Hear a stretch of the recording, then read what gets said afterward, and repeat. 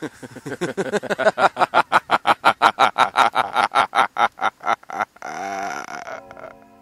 up. Entry 11. Grace Courtland and Mr. Church, Easton, Maryland, 6:22 p.m.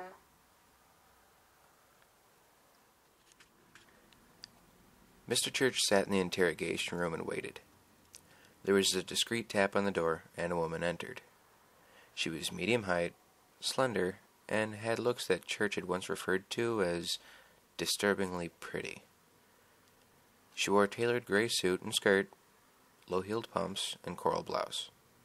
Short, dark hair, brown eyes with gold flecks. No rings, no jewelry.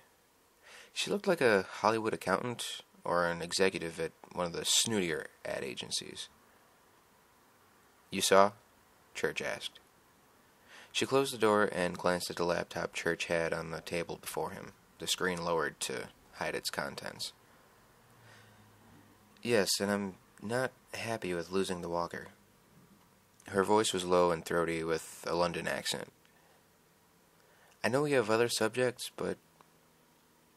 Church dismissed that with a little movement of his hand. "Grace, give me an assessment of the capabilities based on what just happened." She sat. "On the plus side, he's tough, resourceful, and vicious, but we already knew that from the warehouse videos. He's tougher than any of the other candidates." "What's on the minus side?" "Sloppy police work. 2 trucks left the warehouse the night before the task force raided it. One was tracked, one wasn't. Ledger was involved. I think that when we acquire all of the records from the task force, things might look a little bit different where Ledger's involvement is concerned, Grace." Grace looked dubious.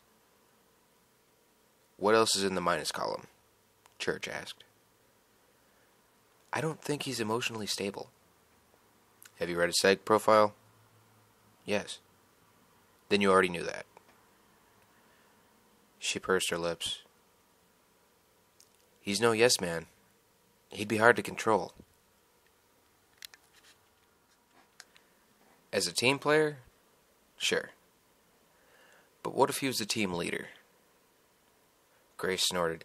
"He was a sergeant in the Army with no combat experience. He was the lowest-ranking member of the Joint Task Force. I hardly think..." Grace stopped, sat back in her chair, and cocked an eyebrow. "You like this guy, don't you?" "Liking him is irrelevant, Grace." "You really see him as management material?" "Still to be determined." "But you're impressed. Aren't you?" Grace turned and looked at the window to the other room. 2 agents in hazmat suits were strapping Javad's corpse to a gurney. She turned back to Church. "What would you have done if he'd been bitten?" "Put him in room 12 with the others."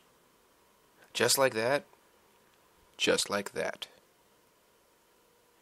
She turned away for a moment, not wanting Church to see the contempt and horror in her eyes. Her face reflected the horror, shock, and grief she and so many others in the DMS felt. It had been a terrible week, the worst of Grace's life. "Your assessment?" he prompted. "I don't know. I think I'd need to see him in a few other situations before I want to see him wearing officer's rank. After what happened at the hospital, we can't afford to have anything less than first chair when it comes to team leadership." "If it was your choice to make, would you invite him into the unit?" She drummed her fingers on the table. "Maybe." He pushed the plate towards her. "Have a cookie." She saw the plate held Oreos and vanilla wafers. She declined with a polite shake of her head. Church raised the screen of the laptop and turned it so they could both see it. "Watch," he said, and pressed the play button. A high-resolution image appeared of a group of men in black combat fatigues, moving rapidly through an office hallway.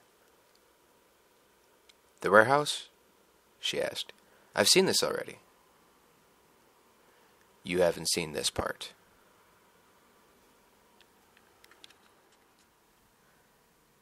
On the screen, Joe Ledger stepped into a shot about 20 yards ahead of the agent whose camera had provided the footage. Ledger spotted 2 task force officers taking fire from 3 hostiles who were shooting from a secure position behind a stack of heavy crates. Bullets tore chunks from the paltry cover behind which the agents crouched. Ledger came up on their 7 o'clock, well out of their line of sight. He had his pistol in his hand, but to open fire from that distance would have been suicide. He might get 1 or 2, but the other would turn and chop him up. There was no cover at all between Ledger and the hostiles, but he hugged the wall, running on cat feet, making no noise that could have been heard above the din of gunfire. When Ledger was 10 feet out, he opened fire. His first shot caught one of the hostiles in the back of the neck, and the impact slammed him into the crates. As the other 2 turned, Ledger closed the zero distance and fired 1 more shot, and the second hostile staggered back. But then the slide on Ledger's gun locked open. There was no time to change magazines. The third hostile instantly lunged at him, swinging his rifle barrel to bear. Ledger parried it with his pistol, and then everything turned into a blur. All 3 hostiles were down. Grace frowned but declined to comment as the file repeated in slow motion, leaning forward at the point where the slide locked back on Ledger's gun. The slow-mo even caught the elegance of the ejected brass arching through the air. Ledger had his pistol held out in front of him, so it was obvious he recognized the predicament of the empty magazine, but he did not visibly react to it. His hands separated, and while he was still in full stride, he used the empty gun to check the swing of the hostile's rifle, while simultaneously jabbing forward with his left hand. Fingers folded in half and stiffened so that the secondary line of knuckles drove in the attacker's windpipe. As this was happening, Joe's left foot changed from a regular running step into a longer lunge, and the tip of his combat boot crunched into the cartilage under the hostile's kneecap. And a fraction of a second later, Ledger's gun hand came up and jabbed the exposed barrel of the pistol into the hostile's left eye socket. The attacker flew backward as if he had been hit by a shotgun blast. Ledger completed his step and was smoothly reaching for his belt to grab a fresh magazine when the footage ended. "Bloody hell," Grace gasped. It came out before she could stop the words. Elapsed time from the slide locking back to completed kill is 0.031 seconds, said Church. "Tell me why I want him in the DMS." She hated when he did this to her. It was like being in school, but she kept her annoyance off her face. He showed absolutely no hesitation. He didn't even flinch when his gun locked open. He simply went into a different form of attack. It's so smooth, like he'd practiced that one set of moves for years. In light of that video and your assessment, would you consider him a likely candidate for us? I don't know. His psych evals read like a horror novel. Past tense.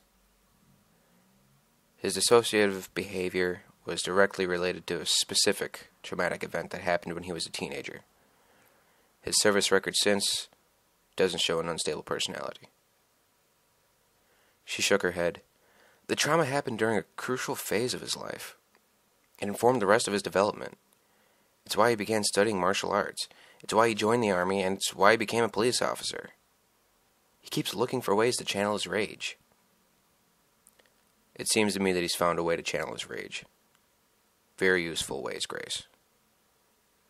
If he was lost in rage, then his pathology would be much different. Rageaholic would have taken up something confrontational. Instead, he's refined his abilities through an art known for its lack of flamboyance, which could be interpreted as someone desperate to maintain control.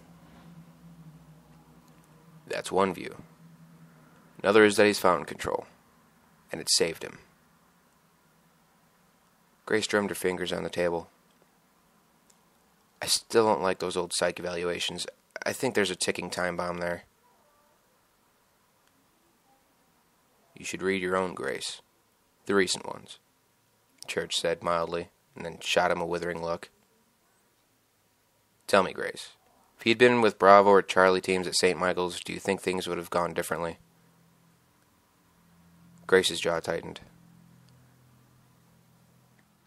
That's impossible to say. No, it isn't. You know why things went south at the hospital, and you saw this tape. My question stands. I don't know. I think we need to observe him a lot more. Okay, he said. Then go observe him. With that, he got up and left the room.